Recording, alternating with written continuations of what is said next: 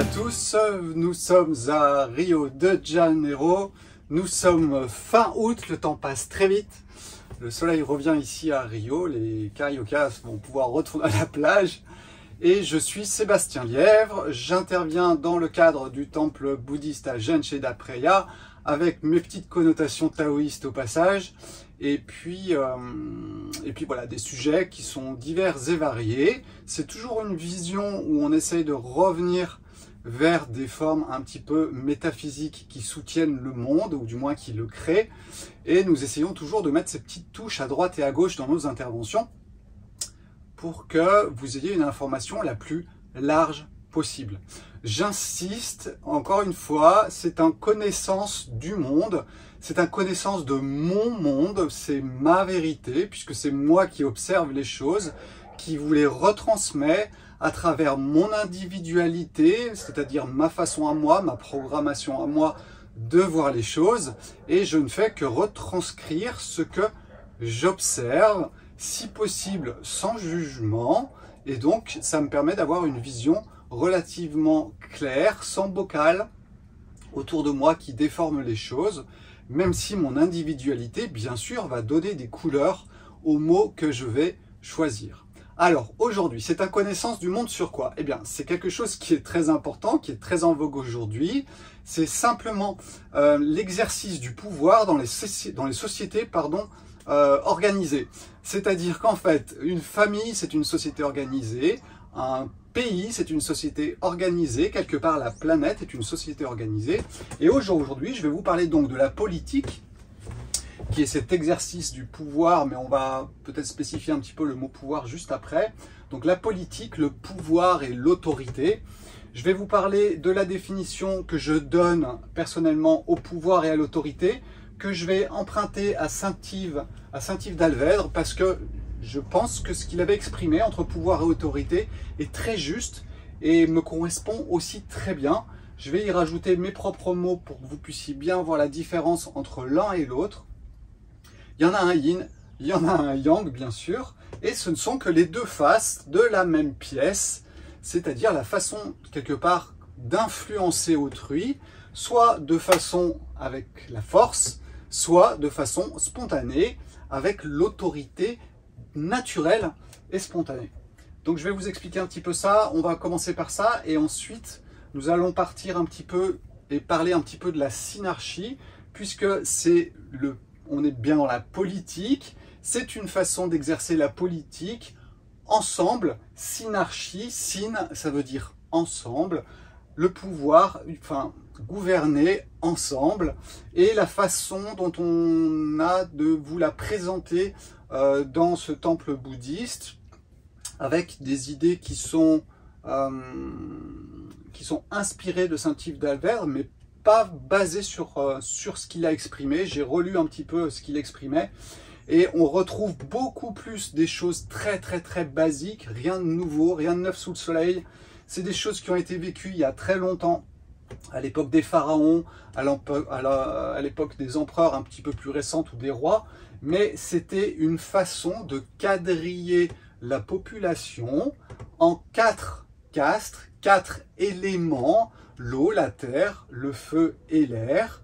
Eh bien, c'est la même chose. Ce qui est dans le grand et dans le petit, et notre façon d'exprimer ce que pourrait être une gouvernance ensemble, me semble très juste quand on revient à des choses très traditionnelles.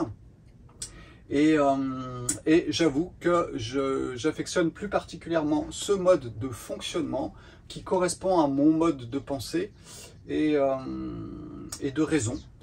Et je dirais que voilà, c'est pour ça que je vais reparler un petit peu de cette synarchie, mais surtout nous allons l'utiliser à bon escient en regardant notre propre vie. Parce que ce qui se passe dans le grand se passe dans le petit. Ça veut dire quoi? Ça veut dire que ce qui se passe au niveau du monde, où vous avez une tyrannie, où vous avez une oligarchie, et bien quelque part ça se passe aussi en vous. Ça se passe en vous, avec ces 4 éléments qui sont à l'intérieur de vous, qui vont jouer à l'intérieur de vous.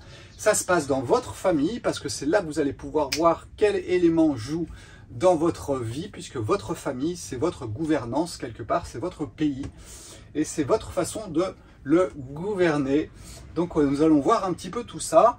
Et du coup, on va pouvoir faire des parallèles entre le grand et le petit en permanence. C'est-à-dire que je vais m'amuser à aller voir des choses comme si on parle de Sparte, par exemple, et puis de voir comment moi, Sébastien, effectivement, j'ai joué au Spartiate avec mes enfants, parce que ma façon de, je dirais, diriger ma famille a quand même été basée beaucoup sur la timocratie. Je vais vous expliquer un petit peu ce que c'est.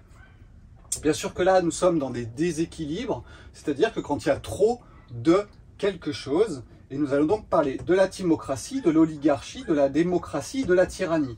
Là, nous allons sur la République de Platon, parce que je pense qu'il avait beaucoup réfléchi à tout ça, et sa vision, même si elle est ancienne, on est à moins 400, moins 500 avant Jésus-Christ, eh bien, elle est encore d'actualité aujourd'hui, parce que les sociétés n'ont pas changé, les couleurs changent un petit peu, c'est sûr qu'il n'y avait pas un téléphone portable, mais il y avait d'autres modes de communication, et c'est juste que, voilà, Platon a posé des bonnes bases, et moi, j'adhère totalement avec sa façon de voir les choses, et quelque part, nous allons le faire coller à notre vie d'aujourd'hui, et voire même à nous-mêmes, puisque quelque part, nous sommes une micro-société avec à l'intérieur de nous de l'eau, du feu, de l'air et puis la terre, qui vont correspondre, vous allez voir un petit peu ce qu'on explique dans la synarchie, à ces phénomènes un petit peu de caste. Alors, montez pas sur vos grands chevaux, n'hurlez pas à l'hérésie, il n'y a rien à faire. Vous prenez une société d'abeilles, vous prenez une société de fourmis, vous prenez une société d'éléments organisés, eh bien, ils ont un mode de fonctionnement avec chacun des aptitudes bien spécifiques. Ce n'est pas bien, ce n'est pas mal, c'est juste un fait, et j'insiste, je parle des faits. Et nos sociétés sont organisées exactement de la même façon. Vous avez des qualités peut-être de noblesse de cœur, vous avez peut-être des qualités de spiritualité, vous avez peut-être des qualités de construire la matière, de la modifier avec vos mains, ou alors tout simplement, vous ne savez pas bien où vous êtes, et vous allez voir qu'un petit peu, ça représente notre société qui est basée sur ces 4 éléments, et merci bien sûr aux anciennes générations d'il y a vraiment très longtemps, des anciennes civilisations qui nous ont donné ces connaissances qui étaient basées sur les faits et sur l'observation des choses et non pas sur des cogitations et des masturbations intellectuelles qui n'en finissent jamais, qui se terminent au fond d'un labyrinthe où vous n'arriverez pas à sortir. Revenez vers quelque chose de beaucoup plus traditionnel et beaucoup plus simple. Yin-Yang, c'est hyper simple. Les 4 éléments, voire 5 éléments, eh bien voilà, vous complexifiez un tout petit peu, mais c'est pas très grave. Vous restez simple, et puis ensuite vous partez dans les labyrinthes, et bon courage. Si vous n'avez pas le pass pour en sortir, eh bien vous risquez d'y tourner longtemps et de finir dans un bocal. Voilà. Donc commençons tout simplement par le titre. Voilà, politique, pouvoir et autorité. Donc c'est vraiment ce qui se passe à l'heure actuelle. Nous avons le nez dans la matière. Ça, je vous l'explique par rapport à l'énergie qui nous entoure, l'impact qu'elle crée dans nos sociétés, dans notre façon de fonctionner, même à l'intérieur de nous-mêmes. La société, c'est nous. Le monde, c'est nous. Et donc, la politique, la façon d'organiser quelque part le pouvoir à l'intérieur d'une société est bien sûr montrée du doigt aujourd'hui, puisqu'on arrive dans ces extrêmes. C'est tout à fait logique. Que ce soit Poutine, que ce soit M. Macron ou que ce soit Joe Biden, eh bien nous avons des images différentes un petit peu de cette politique et de l'exercice du pouvoir, parce qu'aujourd'hui c'est effectivement le pouvoir qui prédomine sur cette planète. Je vous l'explique avec ces cycles qui nous entourent, pourquoi ça crée ça, pourquoi la matière est aussi forte aujourd'hui et donc pourquoi nous sommes dans le pouvoir. Alors, les deux faces sont le pouvoir et l'autorité. C'est-à-dire qu'en fait, quand vous exercez une influence sur une personne, eh bien, vous pouvez l'exercer de deux façons. Soit d'une façon pression, avec de la pression. Donc là, on va être dans le côté yang, pour ceux qui ont déjà un petit peu écouté ce que je racontais. On va être dans la pression. On va être dans énormément de réflexion, de cogitation. On va être dans la violence. On va utiliser la peur et et bien sûr, c'est l'ego qui prédomine. Donc, quand on exerce la politique avec des formes de pouvoir, eh bien, nous sommes dans une forme d'ego. Donc, quand nous sommes dans une société où l'ego est poussé à 100%, c'est bien sûr le pouvoir qui prédomine, et c'est le pouvoir qui prédomine chez vous, c'est-à-dire que c'est votre ego qui vous dirige, et c'est aussi, je dirais, l'ego, bien sûr, qui est derrière tout ça, puisque c'est lui qui se prend pour Dieu. Et puis, vous avez l'autorité. Alors là, nous passons du côté, je dirais, inverse de l'ego, votre face Bouddha, si vous voulez, un côté beaucoup plus spirituel, mais qui va être lié à la sagesse, à la spontanéité, puisqu'en fait, c'est quelque chose qui va traverser votre ego, en prendre juste ses couleurs, mais pas en prendre les déformations, si je peux dire. L'ego, il a le droit d'exister, je le répète encore. C'est ce qui va donner vos couleurs. Donc c'est génial d'avoir un ego. Par contre, c'est quand il prend le pouvoir que là, on a un problème. Et qu'il va utiliser la pression, la violence, la réflexion, l'hyper-réflexion. C'est pour ça que je vous incite toujours à revenir à la simplicité, parce que c'est là où l'ego ne peut pas, ou très peu, exercer de pouvoir. C'est pour ça que c'est important. Donc cette autorité, elle va être basée sur la simplicité, elle va être basée sur la sagesse. Donc cette notion de sagesse, j'avais fait aussi une vidéo par rapport à tout ça. C'est notre champ d'expérience qui a augmenté. C'est pour ça que ça arrive normalement plutôt sur un âge un peu plus avancé, quand on a vu plein d'expériences. Du coup, on a pu voir plein de vérités.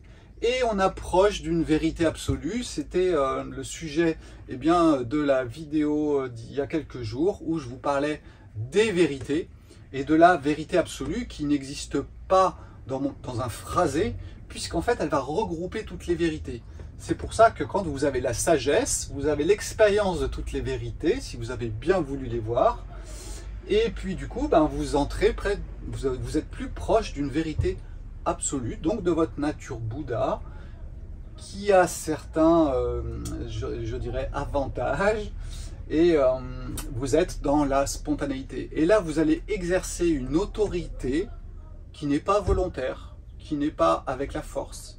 C'est juste une volonté, allez, on va faire un petit peu bisounours, mais une volonté d'amour dans le sens où il y a la compassion en vous, et donc vous pouvez voir la vérité de chaque chose sous tous ses angles, et vous pouvez, quand vous allez vous exprimer une certaine autorité, dans le sens où vous allez pouvoir influencer l'autre, non pas parce que vous voulez l'influencer, mais simplement le fait que d'exprimer quelque chose à travers votre sagesse exerce une autorité morale quelque part, qui va aller vers, effectivement, je dirais, le côté féminin, puisque là, vous avez le côté masculin qui est du côté du pouvoir, le yang, la matière, et le côté féminin qui est beaucoup plus dans la souplesse, et puis dans l'ouverture, le fait d'embrasser tout, c'est le côté yin, c'est le côté féminin.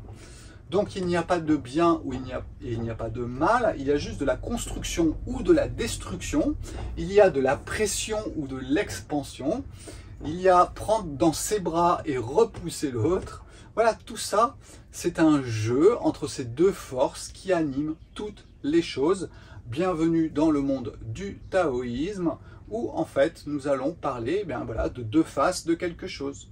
Et je pensais qu'il était important de commencer tout ça par le pouvoir et l'autorité. Et là, vous allez comprendre comment dans une société organisée de façon morale, où la connaissance est en place. Je vous rappelle que la connaissance, c'est très important dans le bouddhisme, puisque c'est ce qui permet de sortir du samsara, où nous bouclons sur le désir, la passion, la répulsion, et où nous laissons évidemment quelques plumes au passage. Un petit coucou au coq ou au paon qui est représenté dans le samsara. Donc voilà, c'était vraiment pour poser les choses et que vous puissiez vous regarder. C'est-à-dire que vous pouvez bien sûr regarder le monde, mais il y a un moment où il faut arriver à pouvoir essayer de se regarder soi. Et se regarder soi, c'est regarder le monde. Si vous arrivez à acceptez ce que vous êtes dans votre pouvoir ou votre autorité, eh bien vous verrez que votre acceptation du monde va changer aussi. Vous enclenchez un système de modification si l'observation de vous-même prend un rôle relativement important.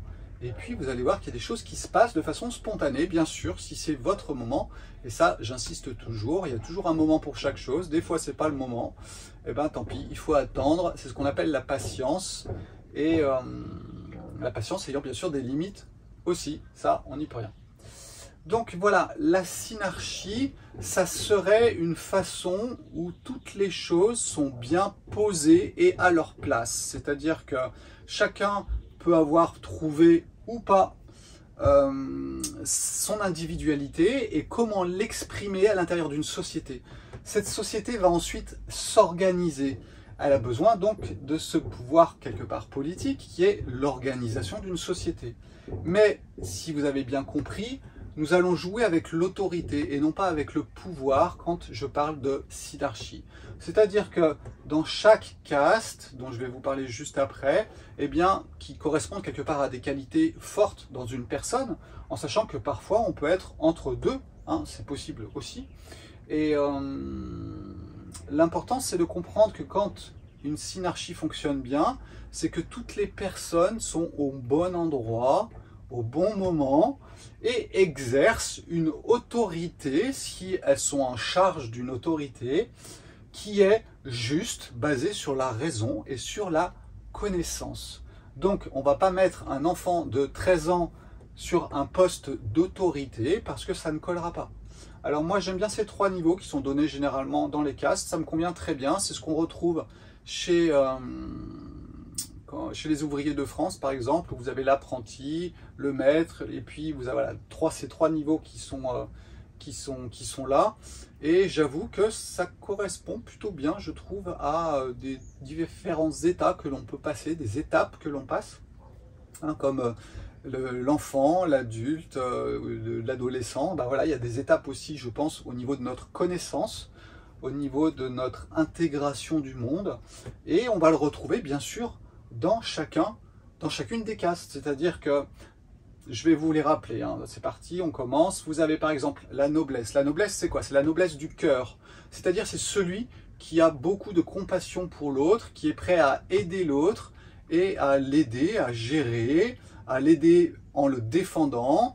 Donc c'est là que vous allez retrouver eh bien, le côté militaire des choses, le côté gestionnaire politique aussi quelque part d'une certaine façon, et le fait de, voilà, de défendre et de gérer un petit peu je dirais, les biens des autres, puisque justement vous avez cette noblesse du cœur qui vous empêche de profiter du bien de l'autre. Donc la caste de la noblesse, elle a le droit d'exister, et ne la confondons pas ensuite avec d'autres choses qui est une classe de noblesse déviée qui elle ne fait que vouloir prendre ce qui appartient aux autres de par sa position à travers sûrement les lignées, et c'est un petit peu ce qui s'est produit à l'heure actuelle.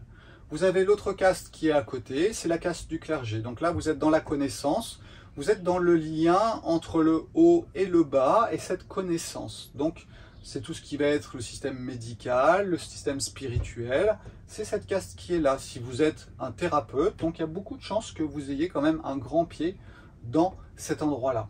Vous aviez ensuite, moi, ce que j'appelle les créateurs dans la matière, c'est-à-dire que tous les ouvriers, ceux qui vont construire avec leurs mains, c'est ceux qui vont nous créer des choses, d'accord? Une voiture, elle ne se monte pas par hasard. Alors aujourd'hui, je sais, c'est un robot, mais à une époque, c'était autre chose. Il y a une époque où il y a eu les cathédrales et on avait des maîtres de la création de la matière qui travaillent avec leurs mains ou aussi avec leur intelligence, mais qui vont créer la matière. Un inventeur, par exemple, pour moi, est dans cette caste-là, aussi bien qu'un ouvrier, et bien sûr avec des niveaux de raison, de connaissance élevés, je dirais élevés, dans le sens où la connaissance est présente, et c'est ce qui fait tout, je dirais, le côté synarchique de la chose, c'est d'avoir un niveau de compétence qui correspond à la personne et donc une position d'autorité qui lui correspond aussi. J'insiste hein, sur ça parce que pour moi c'est vraiment important et c'est primordial dans la création de l'exercice d'un pouvoir dans une société. C'est que si aux positions qui sont élevées, on n'a pas quelqu'un qui a les compétences et l'autorité naturelle, dans le sens où acquise de par son expérience, parce qu'une autorité naturelle, ça peut commencer à se discuter, puisqu'en fait vous voyez que c'est aussi votre sagesse qui la crée. Donc il est fort probable qu'une autorité naturelle à l'âge de 5 ans, moi j'y crois pas trop. Maintenant il existe toujours des personnes assez exceptionnelles et pourquoi pas. Donc bien sûr qu'au niveau de chacun de ces positionnements, vous avez des gens exceptionnels qui excellent dans leur catégorie, dans leur individualité et qui ont conscience qu'ils vivent effectivement dans une société et qu'il faut l'organiser. Et puis vous avez la quatrième caste qui est la caste des indéterminés, c'est-à-dire que soit ils n'ont pas eu la chance de pouvoir développer leur technique, ou alors ils ne savent vraiment pas où se positionner, eh bien ils vont être là pour aider la société dans les tâches diverses et variées qui seront à leur niveau, tout simplement. En sachant que vous n'êtes pas bloqué dans une caste. Bien sûr qu'il est évident que votre individualité vous donne quand même une tendance. Hein. C'est ce que j'explique dans le design humain, c'est que vous avez des baguettes magiques, on en a tous, hein, et bien sûr ça va vous pousser plus d'un côté ou plus de l'autre. Alors on en a 3, 4, éventuellement 5, mais pas plus. Je parle des baguettes magiques. Je parle pas des jambes. Et c'est vrai que du coup, des fois, on peut être à cheval un petit peu sur deux, c'est possible. Et vous pouvez très bien être d'un côté, passer de l'autre, c'est pas un souci. Tant qu'on l'on reste dans ce qui est juste, il n'y a aucune importance d'un positionnement dans une caste ou dans l'autre, en sachant que l'important c'est d'être heureux, au service de soi-même et de la société, et donc de Dieu, si on veut bien l'appeler Dieu, c'est-à-dire l'art d'expérimenter la vie dans des sociétés, puisque nous avons tendance pour l'instant à vivre comme ça. Alors bien sûr, je ne vous ai pas dit, mais je vous parle d'une société de sédentaires, où les gens vont vraiment être posés à un endroit et créer une société, une civilisation qui va être à un endroit. Alors, comme dans toute chose, eh bien, il y a quelque chose qui est au centre de tout ça et qui va éclairer tout ça. Alors bien sûr que là, nous allons tomber sur le pharaon, l'empereur, le roi. C'est celui qui a des compétences qui lui permettent d'exercer un point central. Et donc, il a vraiment des compétences qui sont à un top niveau. Dans une synarchie bien faite, il n'y a pas un empereur, un pharaon ou un roi qui n'en vaut pas le coup. Sinon, on n'est plus dans une synarchie, on est déjà en train de partir dans quelque chose qui part en cacahuète. Hein. En sachant qu'une synarchie n'a qu'un temps. Puisqu'en fait, tout est impermanence, je vous rappelle, dans le bouddhisme. Et c'est pas que dans le bouddhisme, il n'y a qu'à regarder dehors. Ah bah ça y est, il était 11h quand j'ai commencé, bah il est 11h03. Le temps a passé, les choses ont passé, et donc cette synarchie ou ce mode de fonctionnement relativement bien équilibré va tout d'un coup basculer, et c'est ce que Platon va nous expliquer dans son discours La République, où en fait il va vous expliquer comment ça bascule, et on peut même retrouver quelle caste va faire basculer les choses, puisqu'il y a une caste qui va prendre le pouvoir, et du coup, on passe dans le déséquilibre. C'est pas bien, c'est pas mal, ça fait partie du jeu, ça fait partie de ce qu'on appelle le déterminisme historique, c'est-à-dire que c'est une variation des choses dans le temps, tout simplement. Alors, ce que l'on va faire, c'est qu'on va s'amuser à faire un parallèle entre ce qui se passe dans les sociétés et ce qui se passe à l'intérieur de votre famille et de vous-même. Parce que c'est là que ça va être intéressant. C'est que si vous arrivez à vous voir vous-même quand vous êtes dans une timocratie, une oligarchie, une démocratie ou une tyrannie dans votre famille, eh bien vous allez pouvoir comprendre le monde en vous comprenant vous. Et si vous arrivez à comprendre le monde, eh ben c'est pas difficile, vous pouvez aussi basculer sur vous. D'accord ? Il n'y a pas un ordre spécifique.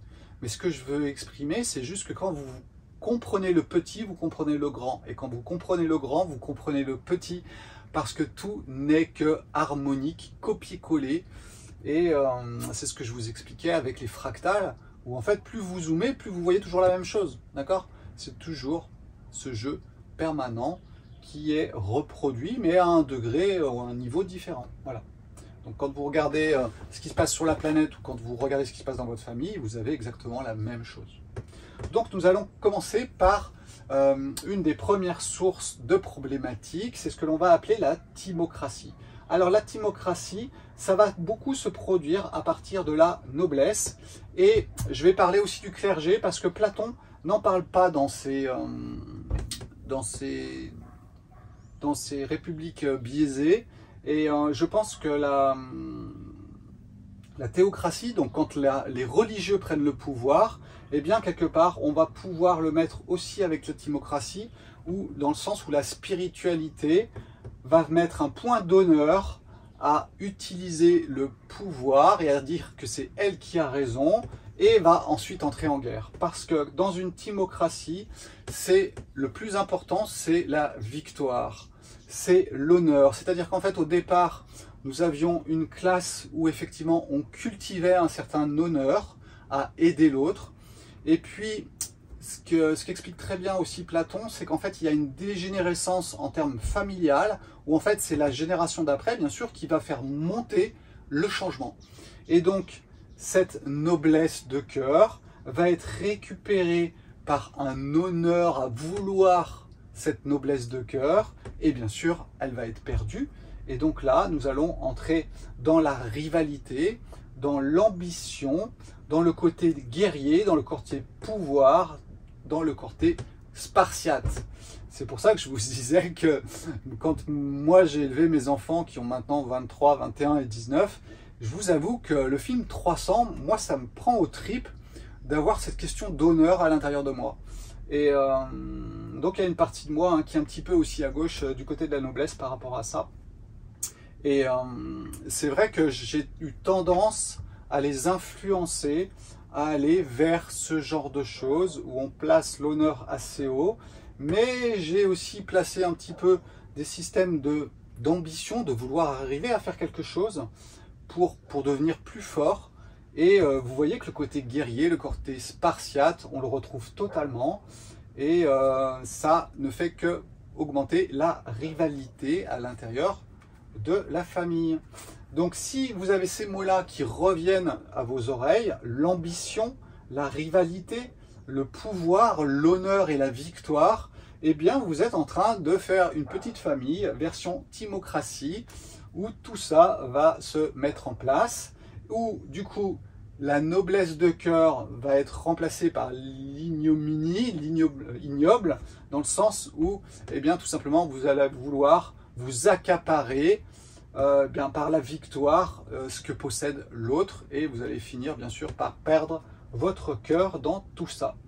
Donc ça, c'était la façon de le voir dans votre famille, mais vous pouvez le voir en vous aussi, dans le sens où si vous vous poussez, vous avez la rivalité, vous voulez toujours gagner, vous voulez avoir les honneurs, vous voulez avoir ce pouvoir, et bien vous êtes dans le côté spartiate, vous êtes dans le côté timocratie à l'intérieur de vous-même, parce que c'est cette caste-là qui domine à l'intérieur de vous-même, c'est l'énergie du feu, puisque c'est l'énergie du feu qui est reliée à la noblesse.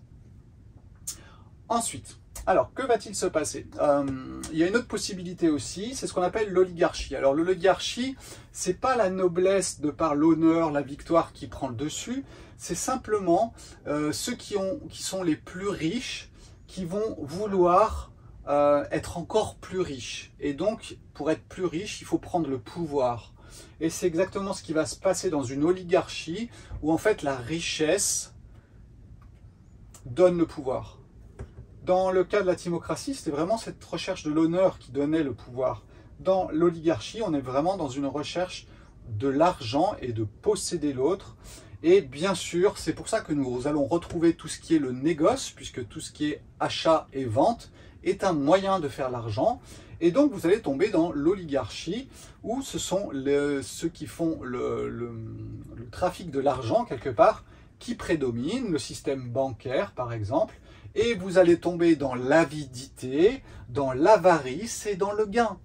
Donc, comprenez bien une chose, si dans votre famille, vous avez une prédominance à vouloir vous approprier ce qui appartient à l'autre, à ne pas vouloir donner forcément votre argent à l'autre et comprendre que l'argent, en fait, c'est quelque chose qui circule, qui rentre et qui sort. C'est la vie qui le fait. C'est un mouvement, c'est un cycle. Et non pas vous l'approprier tout simplement et ne pas laisser la vie faire les choses. Et donc, l'appât du gain, c'est-à-dire, bien sûr, essayer d'amasser le maximum. Jouer au Monopoly et vous allez voir qui est l'oligarque de la famille. Et ça sera très amusant. Alors bien sûr qu'à votre niveau à vous, vous pouvez voir aussi comment vous vous positionnez. Est-ce que vous avez besoin de posséder ce que possède l'autre? Est-ce que vous avez besoin de gagner plus? Eh bien, vous êtes dans un processus à l'intérieur de vous où l'oligarchie prédomine à être le plus riche et à avoir le pouvoir. Ensuite, nous avons la démocratie. Alors la démocratie, c'est le pouvoir qui est donné au peuple. C'est-à-dire que le peuple, on a eu marre quelque part que les riches aient tout, et il va se soulever. Et vu qu'il va se soulever, on va passer par la voie des armes. Et on entre dans la démocratie par la prise, par la violence, par les armes du pouvoir à nouveau. Et donc c'est le peuple qui est pauvre qui prend le pouvoir. Et il va prendre le pouvoir par la crainte, il va couper les têtes, etc. Et on va supprimer tous ceux qui sont pas, qui possèdent un peu trop de choses. Donc cette démocratie, elle est liée à des mots qui sont particuliers, qui va être l'excès. Parce que cette démocratie, elle va prôner la liberté et l'égalité. Vous pensez bien que si vous êtes pauvre, vous avez envie que d'une chose, c'est de prôner l'égalité. Eh bien, quand vous prônez l'égalité, vous êtes dans une démocratie. Alors au début, ça fonctionne plutôt bien, puisqu'en fait, on essaye de mettre à peu près tout le monde à plat, mais il faut bien se rendre compte que ce modèle-là est un modèle utopiste, dans le sens où nous ne sommes pas tous égaux. Il y a des personnes qui ont plus de noblesse, il y a des gens qui ont plus de capacité à toucher la spiritualité, des personnes qui nous font des superbes meubles magnifiques parce qu'ils ont cette capacité-là. Et donc, c'est vrai que vouloir une égalité sur tous les plans, ce qui est souvent le cas, n'est pas possible. Voilà. Et aujourd'hui, voilà, on a un petit mélange d'oligarchie, de démocratie, voire de tyrannie qui commence à pointer son nez, parce que tout simplement, tout ça, l'excès, on va avoir une perte de la morale, il y a la passion qui est poussée à son maximum, l'appétit de vivre, de profiter des choses, et tout ça va mener à une anarchie, puisque chacun va prendre sa liberté, et il n'y aura plus de direction, je dirais, qui est donnée de façon morale et avec une autorité au-dessus. Donc ça devient l'anarchie. La démocratie finit en anarchie. Et puis, une fois que l'anarchie est sortie, tout le monde commence un petit peu à avoir peur. Donc on se dit, il faut qu'on trouve une solution. Et la solution va être trouvée aussi bien par les pauvres que par les riches, parce que du coup, les deux se retrouvent en instabilité. Et nous allons trouver une personne qui se présente comme le sauveur. C'est lui qui va rétablir le pouvoir plus que l'autorité, puisque nous sommes quand même dans une déviance, donc on n'est pas dans une forme d'autorité juste, on est dans une forme de pouvoir. Et cette personne, vous verrez, le tyran au départ est celui qui vous propose les solutions, qui vous fait des grands sourires, qui va donner des choses à l'un, qui va donner des choses à l'autre, et il arrange tout le monde. Et c'est le profil type du tyran au début, c'est qu'en fait, il veut arranger tout le monde. Il veut arranger tout le monde, pourquoi ? Pour avoir le pouvoir, parce qu'en fait, c'est un homme de pouvoir, ou une femme, bien sûr, de pouvoir. Et qu'est-ce qui va être derrière tout ça? Eh bien, vous avez le côté voleur, c'est-à-dire que prendre les choses à l'autre, comploter, c'est-à-dire que vous allez énormément penser, énormément cogiter, tourner les choses. Vous alliez être rusé, parce que vous avez la chance d'être intelligent et vous pouvez comploter tranquillement. Et voilà, on parle d'orgiaque dans le sens où je pense qu'on est encore dans une forme d'excès par rapport à certaines choses. Mais voilà, si il y a aussi, pardon, et c'est vrai que je l'ai noté là, le désir d'ignorance, c'est-à-dire qu'il vaut mieux tout oublier, hein, et puis pas repartir sur, en clair, oublier toutes les religions et en créer une nouvelle. C'est exactement ce qui va nous être proposé. Et c'est vraiment retomber dans une forme d'ignorance par rapport à tout ça. Et c'est exactement ce cas-là. Alors, à vous de voir si vous êtes trop comploteur, trop rusé, et vous poussez les autres à entrer dans l'ignorance Et là, vous êtes effectivement le petit tyran de la maison qui, avec son petit sourire, fait quand même des choses où il tient la rêne de tout le monde et il a le pouvoir. Et c'est une personne qui a le pouvoir, c'est le tyran. Voilà, j'ai fait un petit peu le tour. Alors, il faut savoir que le terme synarchie, Saint-Yves d'Alvèdre l'a repris, mais ça existait déjà, je ne sais plus, qu'est-ce que j'avais noté, c'était en 1800, je crois, 1700 même, 1700. On avait Thomas Stackhouse, alors merci Wikipédia, qui était un homme de clergé qui avait déjà utilisé la synarchie. Par contre, je ne sais pas dans quel sens il l'avait utilisé. Il faut savoir que Saint-Yves d'Alvèdre ne l'exprime pas forcément comme ça, ou alors je n'ai pas assez étudié Saint-Yves d'Alvèdre pour cela. Pascal en parlerait sûrement beaucoup mieux que moi. Mais moi, je me suis cantonné juste à certaines choses où Saint-Yves d'Alvèdre ne vous parle pas d'une synarchie sous cette forme-là. D'accord ? Il va parler plus de l'organisation du pouvoir avec une espèce de trinité, enseignement, justice, économie et un mode de fonctionnement dit synarchique. Mais moi, j'aime bien cette version synarchique traditionnelle parce que pour moi, elle est dans les faits. Elle est dans les faits, elle est dans l'individu, de trouver la place de l'individu dans une société. Et pour moi, c'est le plus important, c'est qu'on puisse arriver, si possible, à vivre heureux en ayant trouvé sa place et en exerçant ses capacités et que la vie s'écoule à travers nous dans un sens plutôt constructif que destructif, même si je comprends bien qu'à un moment la tyrannie, eh ben, il faut la détruire. Donc je ne refuse pas le côté destructif de la vie, ça a un temps aussi. Et je serai prêt à entrer dans ce temps quand ce sera le moment, s'il y a un moment pour moi à ce niveau-là. Donc voilà, bienvenue dans ce Connaissance du Monde sur la politique, le pouvoir et puis l'autorité. J'espère que ça vous aura intéressé, que vous aurez posé les choses dans votre tête d'une façon un peu différente, en sachant que j'ai essayé de vous donner une définition de l'autorité et du pouvoir qui était ma propre vision des choses et qui est très proche de Saint-Yves d'Alvèdre, hein, qui l'exprimait aussi de cette façon-là. Et je pense, voilà, ça me correspond très bien. Ciao, ciao, bonne journée, à bientôt au Brésil. Vous verrez, c'est un joli pays où les gens sont gentils. Il s'y passe aussi des choses des fois pas très nettes, mais ça fait partie du jeu. Le Brésil n'échappe pas à tout cela. Par contre, c'est vrai qu'il y a quand même une sensation de bien-être et de bien vivre beaucoup plus prononcée que l'énergie que vous subissez en ce moment en Europe, où je vais retourner d'ici maintenant un mois pour faire ces semaines de jeûne. Donc si vous voulez jeûner en Bretagne, je vous invite à me rejoindre dans une superbe maison qui est au bord de l'eau et vous allez tester le jeûne. Alors ce sera un jeûne avec un bouillon le soir, avec des citrons, du gingembre pressé, des tisanes. Voilà, c'est un jeûne arrangé, rassurant et avec votre serviteur. Voilà. Ciao, ciao, bye bye, à bientôt, bye.